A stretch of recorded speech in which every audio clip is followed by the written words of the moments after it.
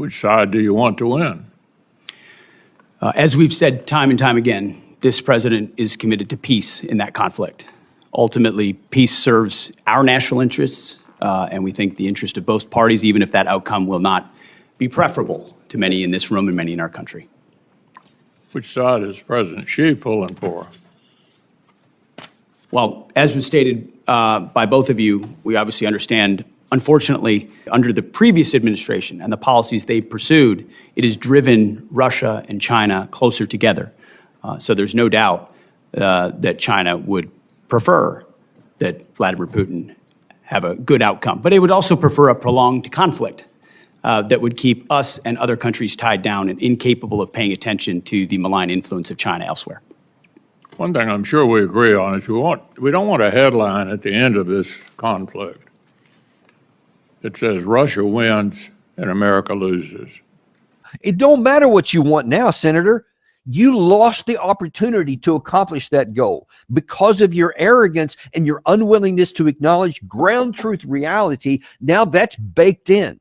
It's over. There is no going back on that. The only question that still does remain is how much further is it going to go before before the end is finally calculated? How much will we finally end up paying?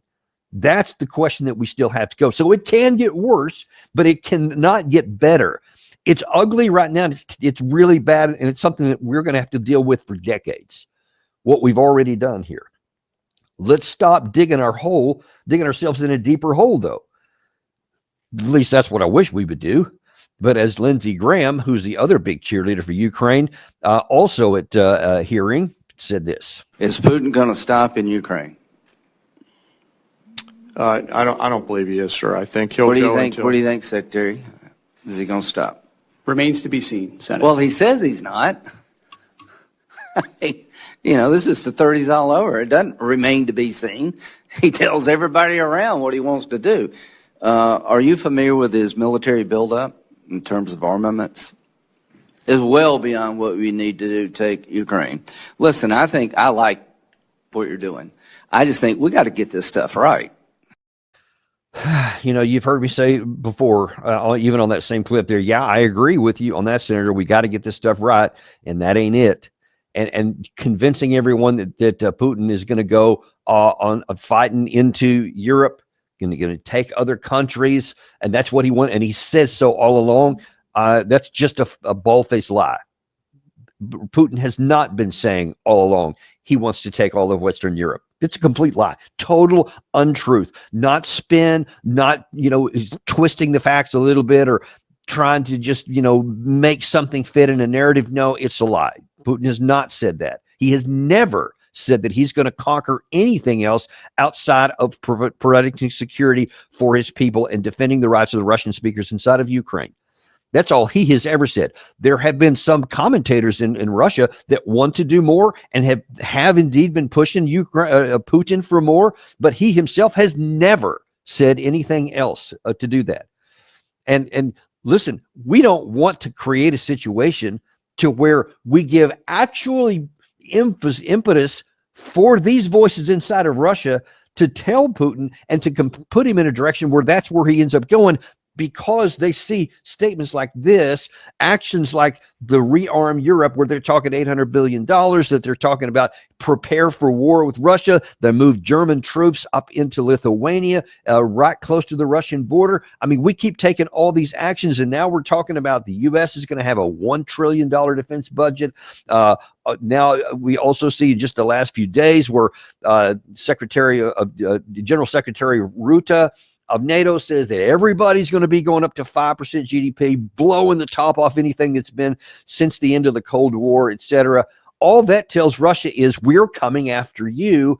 То, что говорят по поводу того, что мы собираемся после Украины нападать на Европу, это полная чушь. Запугивание своего населения исключительно для того, чтобы выбивать из них деньги, из своих людей.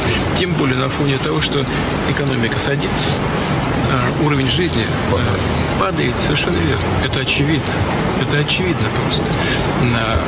Это все признают. Это не пропаганда какая-то, это то, что происходит в реальной действительности. Им нужно оправдаться. Так так вот они и пугают свое население, возможно, российскими угрозами. А сами распространяют свой диктат на весь мир. So I'm sorry, Senator Graham, what is it that you said Putin has said? He said plainly so. I think if you actually listen to what he said there, it was kind of the opposite. In fact, he was mocking the West for doing exactly what you're doing, and he exposed it to everyone who can see very plainly here.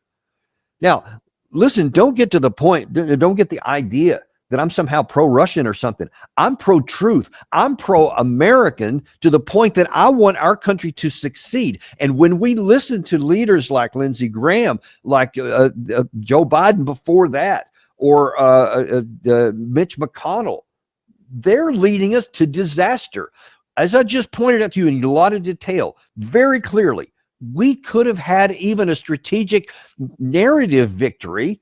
We could have ended the war in 2022, right at the beginning, would have saved the lives of hundreds of thousands of people. And we could have even come off and had a plausible state that we succeeded here and Russia didn't succeed. Yeah, they got these 2 provinces, but the war's over and they sure didn't get anything else, and you could have whatever. But no, we didn't want that. That wasn't enough. Our lust was too great. And now then, because of our arrogance and our presumption and our unwillingness to see reality and just count, we can't count the balance of power between the 2 sides. Now we're suffering the consequences. Now we're paying the price for that. But unfortunately, we still haven't learned the lesson that we had, overreach. We didn't take an appetite suppressant of ourselves. Our eyes were bigger than our stomachs were, etc. And now we're paying the consequence for that. And it's not limited to the senators, because there's also Congressman Steny Hoyer from the Democrat side. It's not even just Republicans, unfortunately. This is a bipartisan issue that we have this real problem here. He actually made this impassioned statement on the House floor, I think it was yesterday, to where he said, listen, it's important that you understand that this democracy and American freedom are at stake here. I think America's freedom, I think democracy's success is at stake. Many of you fought in the military. And had we met the enemy strongly at the beginning, we may never have had the fight. That's what peace through strength means. Strength is not retreating in the face of your enemy. Strength is not saying, we'll give up Eastern Ukraine. Strength is not saying, we'll give up Crimea. Strength is not saying, whatever you want to do, Mr. Putin, you go ahead and do. Does America have the stomach to stay the course? Does America have the stomach to confront despotism and dictators and those who steal children from countries and take them to their own? Okay, a little interpretation is in order here, because this even goes back to the 2022 time. This mentality goes back to what was going on. Of course, the Democratic Party was in the White House at that time in 2022. That he has this idea that we need to win, and do we have the stomach and all that? If we took his words at face value and took the rational and the logical actions that would follow, do we have the stomach? Meaning, do we have the stomach to fight Russia? Because that's what it would have taken. We did everything short of send troops, everything short of that. And you saw that Russia absorbed all of the hits the whole year after suffering 2 big losses at the end of 2022 in Kherson and in Kharkiv area, big losses. Then they made the decision that we're in this for the long term, and they spent almost the entire year of 2023, full 12 months from the time they force mobilized 300,000 people in late 2022, a full 12 months of just going on the defensive and taking all the stuff that we sent, all the Abrams tanks, Bradley fighting vehicles, Stryker fighting vehicles, Challenger tanks, German Marder infantry fighting vehicles, French AMX-10 wheeled tanks, etc. All those kinds of things, all kinds of other vehicles, artillery pieces, self-propelled, etc., air defense missiles. They absorbed all of it. And then they started going on the offensive toward the end of 2023, and they have never stopped. So the only way that you could possibly even theoretically reverse that is, Mr. Hoyer, is to send in American troops and Western troops, and then let's have a world war. How's that going to help anybody? How is that going to benefit our country? You have this rhetorical flair that we can't, do we not have the stomach for it? Well, I'll tell you what we don't have, Mr. Congressman. We don't have the foolishness to make good on those words, to kill American troops, to fight a war we should never fight, that we can't even win. Because number one, Russia has all of those resources they had the experience, but there's also the nuclear issue. I don't know why people keep forgetting about this. Thank goodness Tulsi Gabbard talked about it yesterday to remind everybody the absolute catastrophic horrors of a nuclear explosion, which was tiny by today's standards. He seems to forget that, because to make good on his word there, we would have to fight. And I'm telling you right now, I'll just categorically say this, in the modern era right now, the idea that anybody's big land army is going to invade another nuclear power and it not go nuclear, I'll go so far as to say doesn't even exist. I won't even say it's unlikely. I say it's impossible. And so you have you got France and the UK, they have their nuclear weapons. Obviously we do, and then Russia does. So let's keep it at that for the moment. France is never going to allow one Russian boot to fight to get to their soil, to go through Germany to get to their soil and not use nuclear weapons. No chance whatsoever. UK is the same situation. They would never even contemplate fighting a land war in Europe against Russia and have the possibility of lose and not use nuclear weapons. And we know for sure that Russia would likewise not tolerate a NATO boot attacking into Russia and not use tactical nuclear weapons. There is no chance of any of that. So what are you talking about then, Mr. Congressman, about that? Do we have the stomach? The more appropriate question is, do we have the wisdom and the intelligence not to take courses of action that cannot succeed, that can only harm our country? It is way past time to get past these self-destructive mentalities that said we're going to keep pushing on the other side to get what we want, and we're not going to accept anything that's happening on the ground that's reality. We're not going to count. We're not going to look at the balance of power. We just want what we want, and we're going to keep going until we get it, no matter how much it costs us. Because the end result is Senator McConnell is going to get the thing that he doesn't want.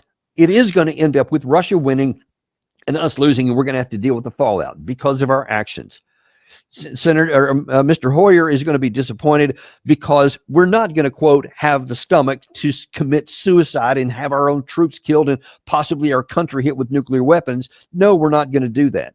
And Senator Graham is going to be disappointed because we're not going to go fight Russia.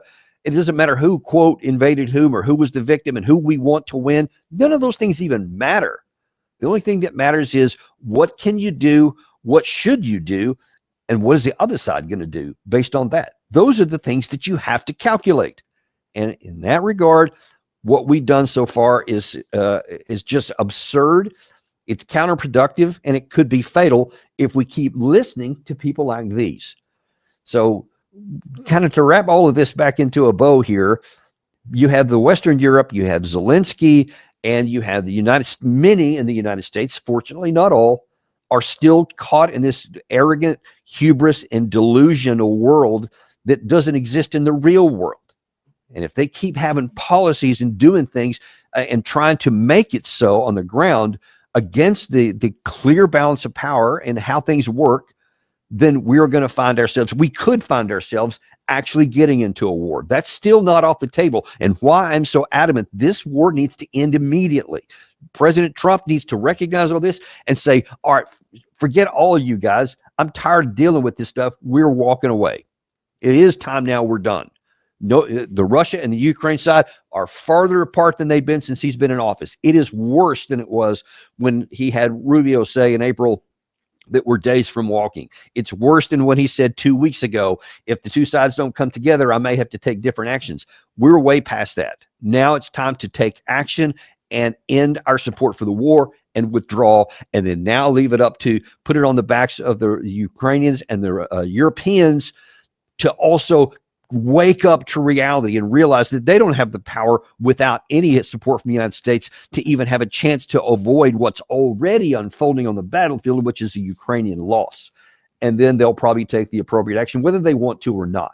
That's just what the reality is, folks, here. And that's what we all need to understand. And so we'll wait and see how all this plays out. The Russian side seems very clear on what's at stake. They have counted. They do know what the balance of power is, and they have calculated the cost. And I think Medvedev is telling the truth on this one. I think Putin is telling the truth on this one, that they will spend whatever amount of time is necessary, how many resources that's necessary, how many troops that they're of their own that they calculate that they'll have to pay in order to get that security outcome that they're looking for. They have all of those categories to spend, and they have the political will.